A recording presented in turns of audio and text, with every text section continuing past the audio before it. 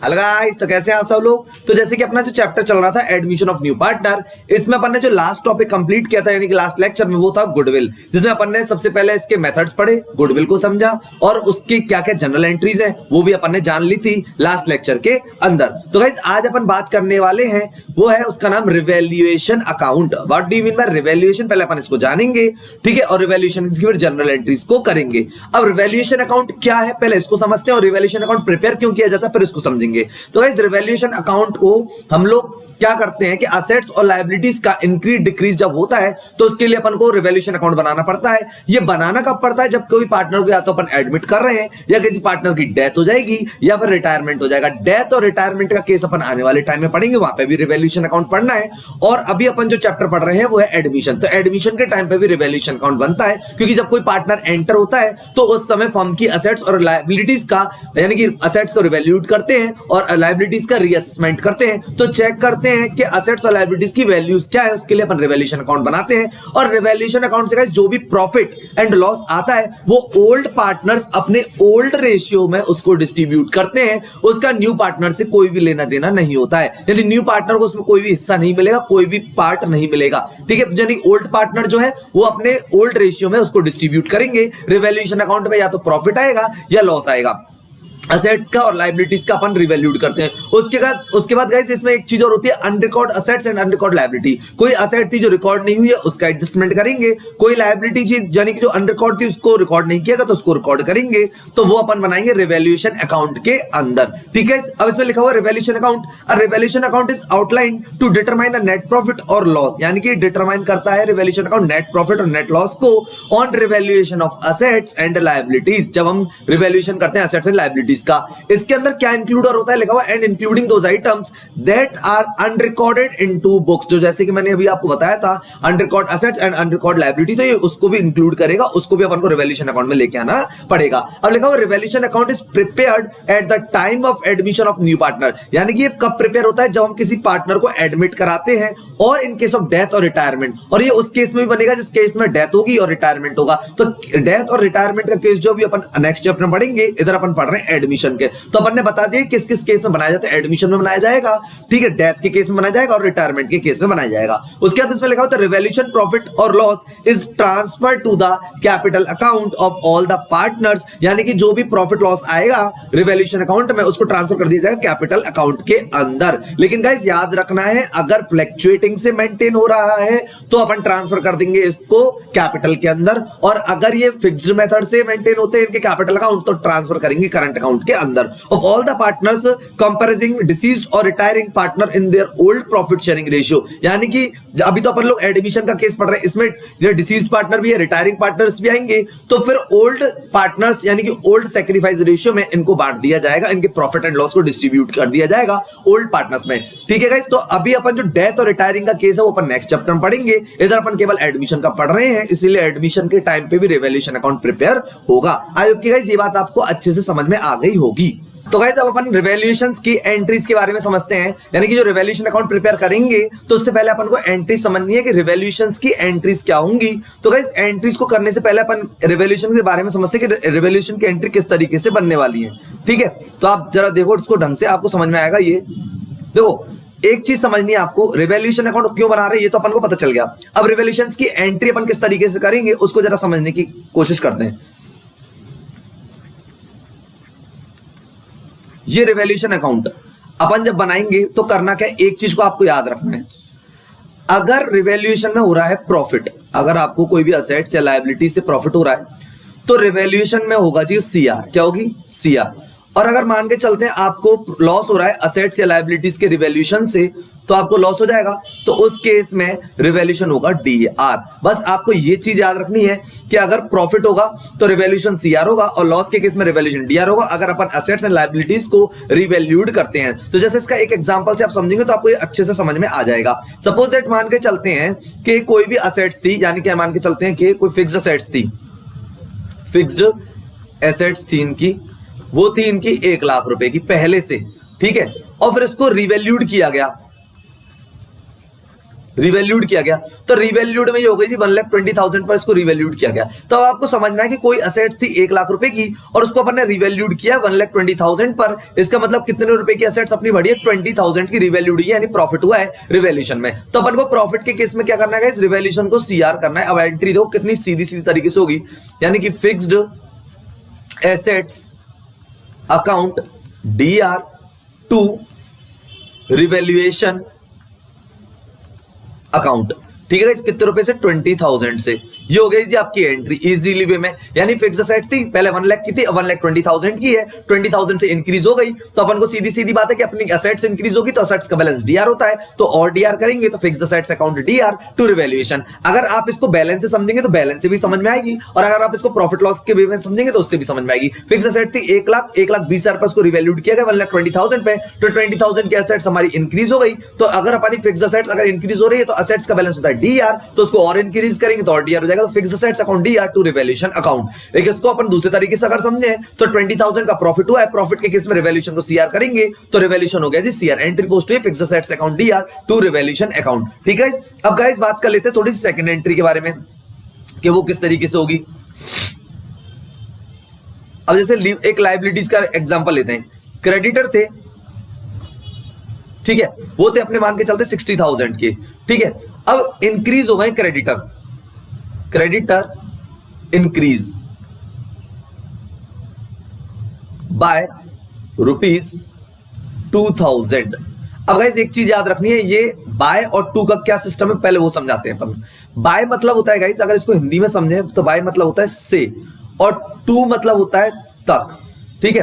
अब इसमें इसने बोला क्रेडिटर इंक्रीज बाय, बाय मतलब है से, यानी 2,000 रुपए से इंक्रीज हो गए से, तो इसका मतलब अगर हमारी लायबिलिटी इंक्रीज होगी तो हमारे लिए क्या है, लॉस, ठीक है। पहली बात तो ये समझनी है, और दूसरी बात ये समझनी है क्रेडिटर का बैलेंस सीआर है, इंक्रीज हो रहा है तो उसको और सीआर करेंगे, तो ये दोनों तरीके से अपन को समझ में आनी चाहिए। लॉस के केस में रिवैल्यूएशन को डीआर करते तो नॉर्मल एंट्री है, यानी कि revaluation account D R to creditor account, ठीक है गाइस। क्या है, revaluation account D R to creditor account कितने रुपए से करेंगे गाइस, 2,000 रुपीज से अपन इसको करने वाले हैं, यानी कि revaluation account D R to creditor account. क्यों, क्योंकि क्रेडिटर हमारे इंक्रीज हो गए कितने रुपए से, 2,000 रुपीज से, तो ये था क्रेडिटर इंक्रीज, बाय मतलब होता है से, इतने रुपए से इंक्रीज हो गए।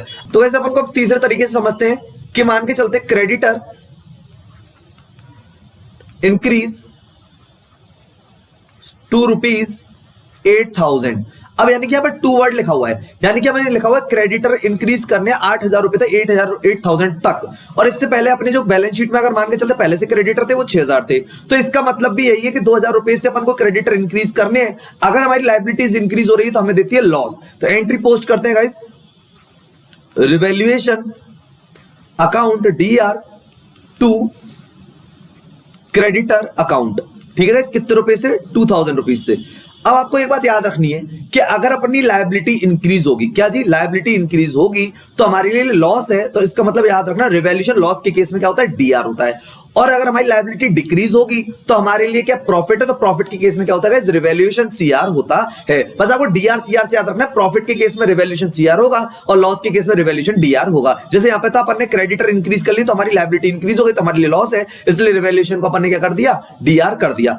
अब गाइस अपन नेक्स्ट एक और चीज समझते हैं, सपोज दैट मान के चलते कोई अनरिकॉर्ड असेट्स थी, अनरिकॉर्डेड असेट्स, ठीक है, फॉर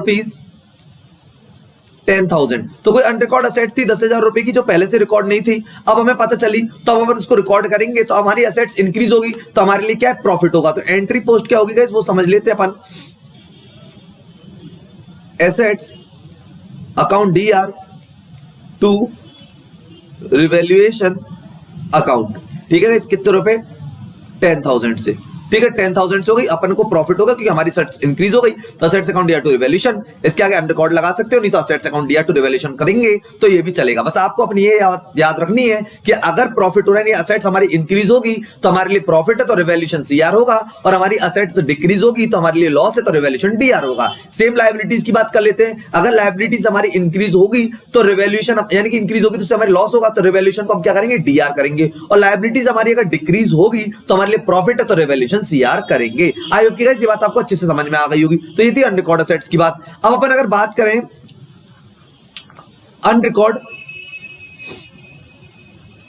लायबिलिटीज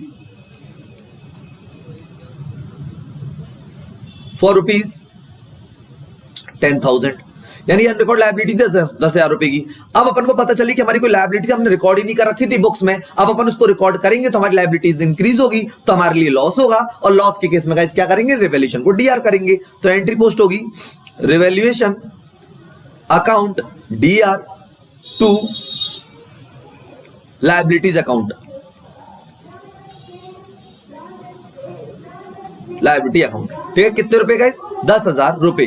ठीक है, आई होप की गाइस ये बात आपको अच्छे से यहां तक समझ में आई होगी। अनरिकॉर्ड लायबिलिटी यानी कि revaluation account D R to liability account, क्यों, क्योंकि हमारी लायबिलिटीज इंक्रीज हो रही है, तो उस केस में अपन को रिवैल्यूएशन को डीआर करना है। तो आई होप की गाइस कुछ एग्जांपल आपको अच्छे से समझ में आ गए होंगे। अब अपन इसकी जनरल एंट्रीज के बारे में बात करें, जैसे कि अपन ने करा दिया था कि यानी कि यहाँ पे लिखा हुआ है increase in the value of assets, यानी कि असेट्स हमारी इंक्रीज होगी, तो हमें पता है कि हमारे लिए प्रॉफिट है, तो रिवैल्यूएशन को प्रॉफिट के केस में सीआर करना है। तो गाइस एंट्री हो रही है assets account D R to revaluation account. ठीक है गाइस, अब दूसरी बात करें तो अपने को देख रखा है decrease in value of assets. अगर हमारी वैल्यू यानी हमारी डिक्रीज होगी असेट्स की वैल्यू, तो लॉस होगा, तो एंट्री पोस्ट होगी revaluation account D R to assets account. ठीक है गाइस, अब ऐसे अपन बात कर लेते हैं अनरिकॉर्ड असेट्स के बारे में। तो अनरिकॉर्ड असेट्स है जो हमने कोई असेट्स खरीदी थी वो भूल गए थे रिकॉर्ड करना, तो अब हम रिकॉर्ड करेंगे तो हमारे लिए प्रॉफिट है, तो हमारी असेट्स इंक्रीज होगी, एंट्री पोस्ट हो जाएगी unrecorded assets account D R to revaluation account, क्योंकि हमारी असेट्स बढ़ रही है, हमें प्रॉफिट है, रिवैल्यूएशन सीआर होगा। अब गाइस बात कर लेते हैं अपन कि increase in the value of liabilities and provision. तो लायबिलिटीज एंड प्रोविजन अगर हमारे इंक्रीज होंगे तो अपन को लॉस होगा, क्योंकि लायबिलिटीज इंक्रीज हो रही है, तो एंट्री पोस्ट होगी guys revaluation account D R to provision account या लायबिलिटीज अकाउंट। तो ये हमें क्या है, लॉस है, इसलिए हमें लॉस के केस में रिवैल्यूएशन को डीआर करना है, क्योंकि हमें लायबिलिटीज इंक्रीज होती है तो हमें लॉस होता है। ठीक है गाइस, अब उसके बाद नेक्स्ट चलते हैं। अगर हमारी लायबिलिटीज डिक्रीज होगी और प्रोविजन डिक्रीज होंगे तो ये हमारे लिए प्रॉफिट है, तो रिवैल्यूएशन सीआर होगा। तो एंट्री पोस्ट स्टोरी है गाइस, यानी कि लायबिलिटीज और slash provision account D R to revaluation account. ठीक है गाइस, ये वाली एंट्री यहाँ पे पोस्ट कर दी गई है। अब उसके बाद बात करते हैं अनरिकॉर्ड लायबिलिटीज के बारे में। अब अनरिकॉर्ड लायबिलिटीज हमारे लिए क्या है, लॉस, क्योंकि लायबिलिटीज अनरिकॉर्ड थी, अब उसको हमें रिकॉर्ड करना पड़ेगा बुक्स ऑफ अकाउंट्स में, तो इसका मतलब हमारे लिए लॉस है, और लॉस के केस में अपन को क्या करना है गाइस, रिवैल्यूएशन को डीआर करना है। तो revaluation account D R to unrecorded liability. उसके बाद गाइस बात करते हैं प्रॉफिट ऑन रिवैल्यूएशन। अगर रिवैल्यूएशन से होगा प्रॉफिट, यानी मोस्ट एंट्रीज है, इसको थोड़ा समझना है ढंग से। अगर रिवैल्यूएशन में प्रॉफिट होगा तो पार्टनर्स की कैपिटल इंक्रीज होगी प्रॉफिट के केस में, और अगर लॉस होगा तो लॉस के केस में पार्टनर्स की कैपिटल डिक्रीज होगी। ये बात पहले आपको समझनी है। अब अगर प्रॉफिट है रिवैल्यूएशन में तो पार्टनर्स की कैपिटल इंक्रीज करेंगे, कैपिटल का बैलेंस गाइस सीआर होता है, तो और सीआर होगा पार्टनर्स की कैपिटल में। तो गाइस एंट्री पोस्ट होगी यहाँ पे, यानी कि revaluation account D R to partners capital account. अब ये बात याद रखना, ओल्ड पार्टनर्स में बटेगा, न्यू पार्टनर का इसमें कोई भी लेना देना नहीं है। ओल्ड पार्टनर्स के ओल्ड प्रॉफिट शेयरिंग रेशियो के अंदर, यानी लिख दिया ओपीएसआर शॉर्ट फॉर्म में। ठीक है, अगर ये फिक्स्ड से मेंटेन करते हैं तो यहाँ पे करंट अकाउंट आ जाएगा, और फ्लक्चुएटिंग से मेंटेन करते हैं तो पार्टनर्स कैपिटल अकाउंट आ जाएगा। उसका आपको विशेष ध्यान रखना है। ठीक है, अब उसके बाद आता है लॉस ऑन रिवैल्यूएशन। अगर मान के चलते हैं रिवैल्यूएशन में लॉस है तो पार्टनर्स की कैपिटल डिक्रीज होगी, तो एंट्री पोस्ट होगी old partners capital account D R to revaluation account, क्योंकि लॉस के केस में कैपिटल डिक्रीज होगी तो कैपिटल का बैलेंस होता है सीआर, डिक्रीज होगी तो वो हो जाएगी डीआर। ठीक है, तो इसलिए पोस्ट होगी old partners capital account D R to revaluation account. I hope कि गाइस रिवैल्यूएशन अकाउंट्स की एंट्रीज आपको अच्छे से समझ में आई होगी। अगर अपन को एंट्री आती है तो अपन यानी कि जो रिवैल्यूएशन का अकाउंट है वो इजीली प्रिपेयर कर पाएंगे। ठीक है, तो ये थी कुछ एंट्री। आई होप कि ये बात आपको अच्छे से समझ में आई होगी। तो गाइस अपन बात करने वाले हैं undistributed profits, reserves, undistributed losses and fixed assets के बारे में। यानी कि जब किसी पार्टनर को यानी नए पार्टनर को एडमिट कराते हैं तो उससे पहले अगर कोई भी प्रॉफिट कोई भी लॉस जो कि अनडिस्ट्रीब्यूटेड है तो उनको डिस्ट्रीब्यूट किया जाएगा ओल्ड पार्टनर्स के ओल्ड रेशियो में। ठीक है, तो गाइस न्यू पार्टनर का इनसे कोई भी लेना देना नहीं होता है, इसीलिए इसमें लिखा हुआ है द वैल्यू इज क्रेडिटेड और debited to the old partners capital account slash current account. अब ये capital account slash current account क्यों लिखा है ये आपको पता होना चाहिए, क्योंकि अगर फिक्स से मेंटेन करते हैं तो अपने को करंट अकाउंट वर्ड यूज करना, और फ्लक्चुएटिंग से मेंटेन करते हैं तो अपन कैपिटल वर्ड यूज करेंगे in their profit sharing ratio. इनके प्रॉफिट शेयरिंग रेशियो में वो डिस्ट्रीब्यूट किया जाएगा। अगर प्रॉफिट्स होंगे तो प्रॉफिट के केस में अपने को पता है कि जो पार्टनर्स हैं उनकी कैपिटल इंक्रीज होगी तो उनकी कैपिटल को और सीआर करेंगे, और अगर लॉस होगा तो पार्टनर्स की कैपिटल डेबिट होगी। ठीक है, तो अगर अपन बात करते हैं प्रॉफिट के केस में लिखा हुआ है for distributing reserves and accumulated profit. ठीक है, जिसके अंदर अपना आता है पी एंड एल। तो पी एंड एल अगर क्रेडिट बैलेंस है तो P and L account DR होगा, कोई भी रिजर्व फंड या जनरल रिजर्व है तो वो भी डीआर होगा। उसके बाद अगर कोई वर्कमैन कंपनसेशन रिजर्व है तो वो भी डीआर होगा। और उसके बाद अपन बात करेंगे इन्वेस्टमेंट फ्लक्चुएशन रिजर्व के बारे में। ठीक है, इन्वेस्टमेंट फ्लक्चुएशन रिजर्व के बारे में बात कर लेते हैं। तो इन्वेस्टमेंट फ्लक्चुएशन रिजर्व होगा तो वही बढ़ जाएगा, वर्कमैन कंपनसेशन होगा और रिजर्व फंड होगा, यानी कि सारे के सारे प्रॉफिट जो अनडिस्ट्रीब्यूटेड होंगे और ये पार्टनर्स की कैपिटल में चले जाएंगे। तो ओल्ड पार्टनर्स कैपिटल अकाउंट कर दिया गया है और यहां पर लिख दिया गया OPSR, यानी कि ओल्ड प्रॉफिट शेयरिंग रेशियो में ये प्रॉफिट डिस्ट्रीब्यूट किए जाएंगे अनडिस्ट्रीब्यूटेड, यानी कि P&L का CR balance, reserve fund general reserve पड़ा है या वर्कमैन कंपनसेशन रिजर्व पड़ा है और इन्वेस्टमेंट फ्लक्चुएशन रिजर्व पड़ा है। अब गाइस ये जो दो वर्ड लिखे हुए हैं अपने पास, ये वर्कमैन कंपनसेशन रिजर्व और इन्वेस्टमेंट फ्लक्चुएशन रिजर्व, इसको अपन अभी नेक्स्ट लेक्चर में पढ़ेंगे तभी और भी समझ में आएगा। अभी तो आप ये समझिए कि कोई रिजर्व है जो कि अनडिस्ट्रीब्यूटेड है तो उनको बांटना है और पार्टनर्स की कैपिटल प्रॉफिट से इंक्रीज होगी तो CR कर दिया है, तो P&L account DR, reserve funds account DR, workman compensation reserve account DR, investment fluctuation reserve account DR to old partners capital account. अब गाइस कोई मान के चलते एक्यूमुलेटेड लॉस दे रखा है, ठीक है, या फिर कोई फिक्स्ड टीडीएस एसेट दे रखी है तो उससे पार्टनर्स की कैपिटल क्या होगी, DR होगी। तो लिख दिया old partners capital account DR यानी OPSR में, यानी ओल्ड प्रॉफिट शेयरिंग रेशियो में, और to P&L account to deferred revenue expenditure. जो डेफर्ड रेवेन्यू एक्सपेंडिचर है ये हमारी फिक्स्ड टीडीएस एसेट्स है, तो फिक्स्ड टीडीएस एसेट्स के कुछ एग्जांपल मैं आपको बता दूंगा। तो old partners capital account DR to P&L account, अगर DR बैलेंस है तो वो खत्म हो जाएगा तो उसे CR करेंगे, और कोई फिक्स्ड टीडीएस एसेट्स है तो उसको भी अपन CR करेंगे और ओल्ड पार्टनर्स कैपिटल अकाउंट में DR हो जाएगा। आपको ध्यान रखना है कैपिटल वर्ड यूज कब करेंगे और करंट वर्ड अकाउंट यूज कब करेंगे। आई होप कि गाइस ये बात समझ में आई होगी। ये अनडिस्ट्रीब्यूटेड प्रॉफिट एंड लॉस की कहानी थी। उसके बाद एक नोट लिखा हुआ है कि balance of employ provident fund यानी EPF होता है, अपीयरिंग ऑन लायबिलिटी साइड होता है, वो बैलेंस शीट के अंदर वो डिस्ट्रीब्यूट नहीं करना ओल्ड पार्टनर्स में, as this is not reserve but is a statutory liability payable by the firm। क्योंकि ये एक लायबिलिटी स्टैच्यूटरी, ये कोई रिजर्व्स वगैरह नहीं है, इसलिए इसको डिस्ट्रीब्यूट नहीं किया जाता है। ये होता है एम्प्लॉय प्रोविडेंट फंड, ये एम्प्लॉयज के लिए बनाया जाता है। ठीक है, तो गाइस इसको अपन डिस्ट्रीब्यूट नहीं करेंगे। आई होप ये बात आपको अच्छे से समझ में आई होगी। अपन ने अनडिस्ट्रीब्यूटेड प्रॉफिट रिजर्व्स के बारे में, लॉस के बारे में समझ लिया, रिवैल्यूएशंस की एंट्रीज के बारे में समझ लिया और रिवैल्यूएशन अकाउंट क्या होता है इसके बारे में समझ लिया। तो आई होप गाइस ये बात आपको अच्छे से समझ में आ गई होगी। अब अपन इसका नेक्स्ट लेक्चर में कुछ थ्योरेटिकल फ्रेमवर्क लेंगे और फिर प्रैक्टिकल स्टार्ट करेंगे। तो गाइस मिलते हैं अपन नेक्स्ट लेक्चर में, तब तक के लिए guys goodbye and thank you.